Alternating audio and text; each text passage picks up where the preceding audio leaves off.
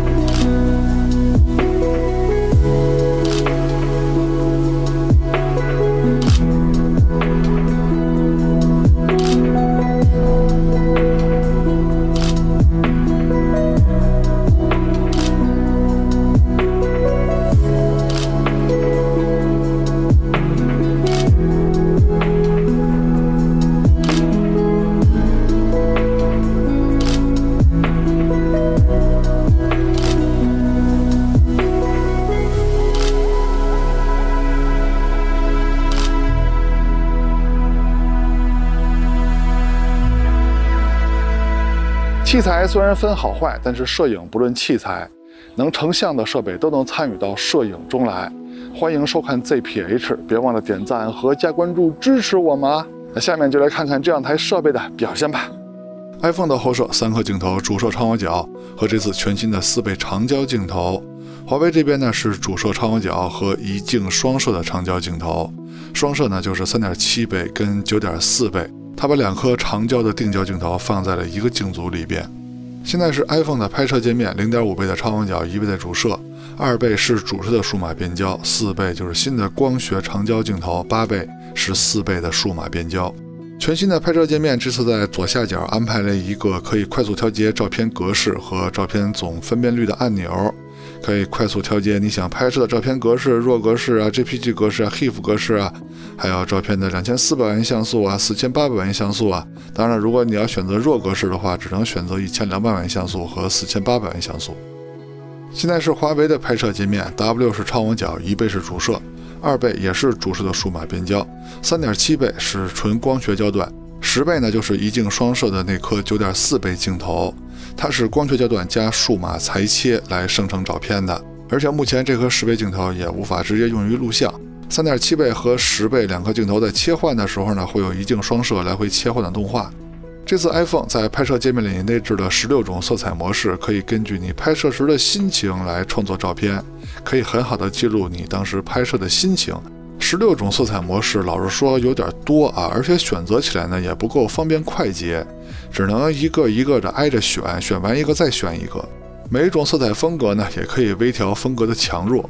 现在看到的就是 iPhone 16种色彩模式中，我觉得8种区别较大的模式啊。其实它这种区别较大呢，也是分环境的。有的时候2种色彩模式在这个环境下看着区别不大，换了一个环境呢，区别就大了。那至于哪种色彩模式更适合你的创作，哪种模式更适合当前的场景，那这点就得需要你多拍多试了。华为在拍摄界面中呢，也内置了8种色彩模式，现在就是除了黑白以外的7种色彩模式的对比。那这些色彩模式差别也很大啊，就像当年玩胶片相机，装上不同的胶片，出来的颜色肯定是不一样的啊，换上不同的镜头，颜色风格也会变。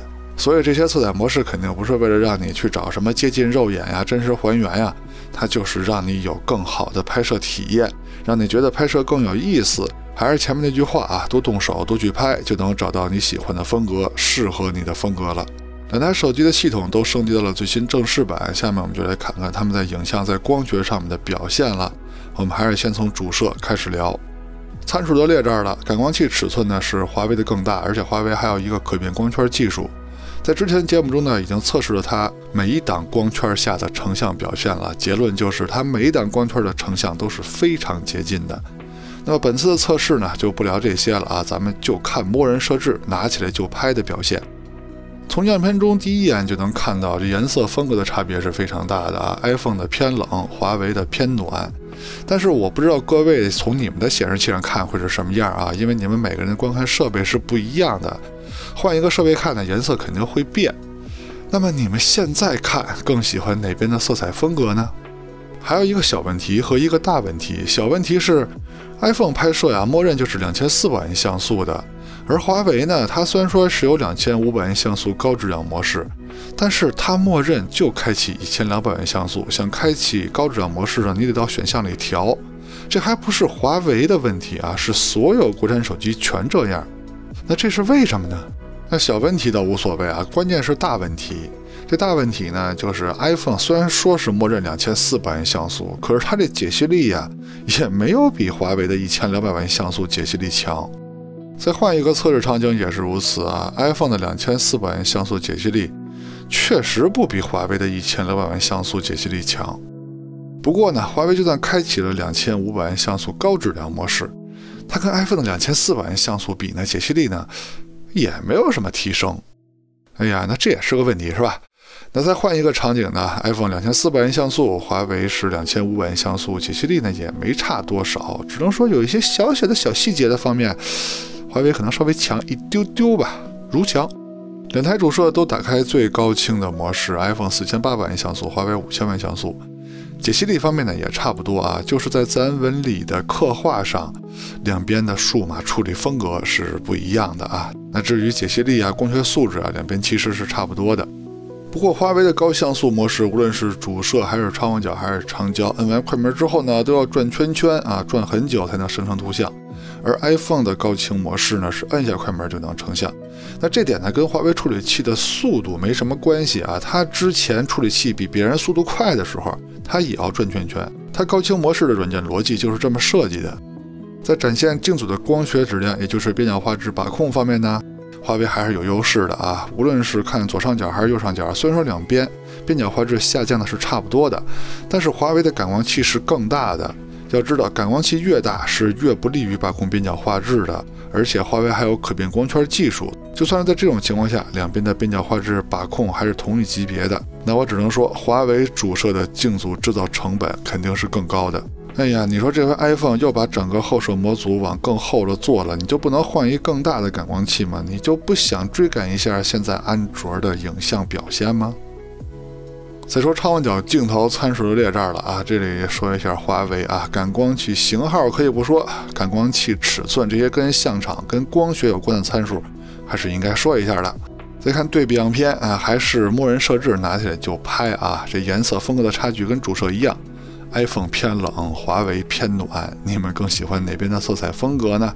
视角差距如图所示啊，就差这么一个小小的红边啊，华为的视角更宽广。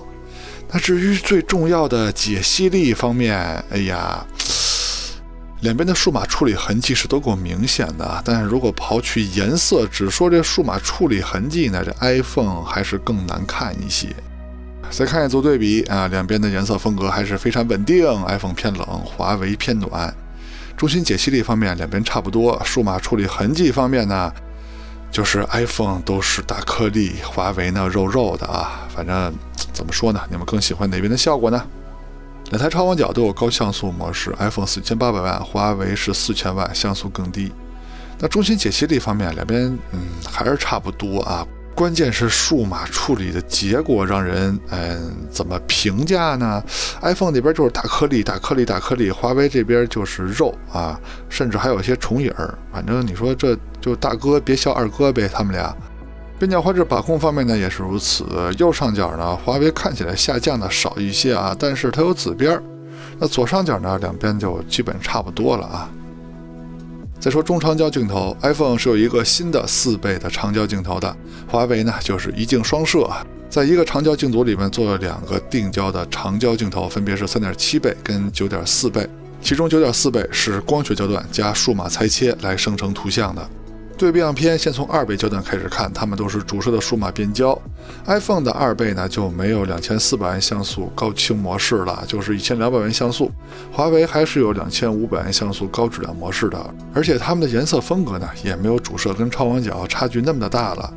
但是中心解析力啊，两边就说差不多吧。现在 iPhone 是4倍，华为是3.7倍，它们都是真正的光学焦段了。那么在解析力方面呢，两边依旧可以说是不相伯仲啊，它们的光学解析力都是非常优秀的。这2颗镜头呢都有高像素模式 ，iPhone 这边是4800万像素，华为是5000万像素。那这回在解析力方面呢，你还别说 ，iPhone 的这颗新4倍镜头的表现可以啊，解析力更优秀啊，细节呈现的更丰富。现在是 iPhone 的8倍对比华为的10倍，这些都是他们在拍摄界面里边推荐的焦段啊，而且焦段呢也比较接近。那这个时候呢，他们都是不能开启高质量模式的，也都是1200万像素了。不过在解析力方面，华为的表现更优秀，细节呈现的更丰富。iPhone 最远的数码变焦焦段呢是40倍，那咱们就对比一组40倍的啊。这组呢其实不用放大就能看出差距了，肯定是华为的效果更好，是吧？那如果放大看的话，差距就更明显了。这颗新的4倍镜头呢，也是这回 iPhone 的升级重点，宣传方面呢也没少下力气。可是你说你是不想追呢，还是追不上呢？iPhone 拍摄微距呢，只能用超广角来拍摄微距，像现在写的是主摄的数码变焦，就是你用主摄来慢慢接近被摄物体，系统就会切换到超广角，然后数码变焦到主摄的焦段来拍摄。华为呢也可以这么拍摄微距，但是呢它也可以用3.7倍的长焦镜头来拍微距，还可以数码变焦到10倍来拍。那如果都用超广角来拍摄微距的话呢，那 iPhone 的效果是要更好一些的。那如果华为用长焦镜头来拍摄微距的话呢，那微距效果就是华为的强了。再说前摄，先看前摄自拍的表现，用的就是前摄的默认设置，没有调其他的选项。从两边的实拍效果上看呢，华为这边肯定是更加真实还原的，肌肤呢非常的水嫩，面相非常的温婉。iPhone 那边呢给我添加了一些本来没有的褶皱啊、皱纹呀、斑点呀，这些都是我没有的啊。华为那边是真实的，就是我现在17岁真实年龄的样子。那么 iPhone 那边的肤色呢也没有华为的好看，所以说呢，我觉得好吧，还是 iPhone 的更真实还原一点啊。但是 iPhone 这边的颜色，就是肤色方面，确实没有华为的好看啊。至于磨皮美颜呢，那就是仁者见仁，智者见智吧。大家更喜欢哪边的风格呢？现在是前摄录像的表现，用的也是手机的默认设置啊。不过这回在肤色方面两边反过来了，这回是 iPhone 的肤色更好看了，华为那边显得又黑又黄了。两边的防抖跟清晰度还都是非常不错的啊。这回 iPhone 的前摄采用了一块正方形的感光器，它可以通过裁切来拍摄竖着跟横着的画面，也就是说你可以在竖着拿手机的时候拍横版的画面了，这倒是方便了一些啊。在拍摄照片的时候呢，可以选择更宽的视角和更窄的视角。当然在拍摄视频的时候呢，你只能选择画面是横着还是竖着，不能选择视角的宽窄。再说人像对比，这回 iPhone 呢新加入了一个珠光风格，用这个风格拍摄人像呢，人物的肤色确实会更好看一些。这个珠光风格呢就在我们前面提到的 iPhone 的色彩风格里边。那现在就是 iPhone 的默认设置跟珠光风格在拍摄人物时的对比啊，确实啊，珠光风格的人物肤色看起来更好，对吧？但是跟华为对比呢，还是都用默认设置来比，要不然的话，华为的内置色彩风格要不要比一下呢？拍完之后，相册里的色彩风格要不要比一下呢？反正都能修改，那第三方的要不要比一下呢？对吧？那这就比不完了。用手机嘛，就得怎么方便怎么来。咱们看的就是默认设置，拿起来就拍。那现在看到对比呢，就是默认设置 iPhone 跟华为的对比了。可以看到啊，还是华为的人像更好看一些啊，是吧？那换一个场景，也换一个光照的角度，依旧是华为的人像拍摄效果更为理想。主要就体现在人物肤色上的差距，以及人物面部精致程度上的差距，都是华为的更好看。再说直入扩张度的对比，我可以直接说结论啊，华为的更优秀。那依据是什么呢？这个环节的对比啊，看的是两台手机主摄跟超广角在这种大光比的场景下，亮部跟暗部的细节表现。亮部要能亮得上去，暗部要能暗得下来。亮部亮上去的同时，树枝与天空的分界要自然，云层的细节要丰富。暗部要暗下来的同时，还要保留细节，同时也不能发虚，也不能偏色。那很多场景下，这两台手机的主摄跟超广角的表现都是不错的，亮部跟暗部的细节都非常丰富，都可以满足拍摄完你在后期的需求。但是有些场景啊，可以看到，比如说这个场景 ，iPhone 的暗部就欠细节了，还有些场景呢 ，iPhone 的暗部偏色了，对吧？所以说呢，指出扩张度环节表现更稳定的是华为。再说夜景对比，现在看到的这些测试场景呢，都是普通的城市夜景，它们呢也是有强光、有阴影，我们精挑细选出来的很好的测试场景。在大部分的测试场景下，这两台手机主摄跟超广角的表现都是比较优秀的。但是有些场景呢，还是可以看出来华为的亮部细节呈现更好一些。那到了这个高难度场景呢，也可以看到亮部灯牌里的24小时的小字儿。华为保留的是比较完整的，而 iPhone 呢曝光呢就把那小字给爆没了。到了城市比较昏暗的场景，主摄的细节呈现也是华为的更丰富啊。同样的，超广角的表现在细节呈现上也是华为的更好。现在是中长焦夜版的对比，先看2倍数码变焦的，它们都是主摄的数码变焦，亮部细节呈现是华为的更好一点。现在 iPhone 是4倍，华为是3.7倍，它们都是光学焦段了。这回亮部细节差不多，但是暗部细节呈现呢是华为的好一点。现在 iPhone 是8倍，华为是10倍，也是他们相机里推荐使用的焦段啊。细节呈现方面也是华为的更好一点。那来到城市昏暗的环境，看看长焦的表现啊 ，iPhone 是4倍，华为是3倍。华为这边就不是好一点了啊，就好挺多的了。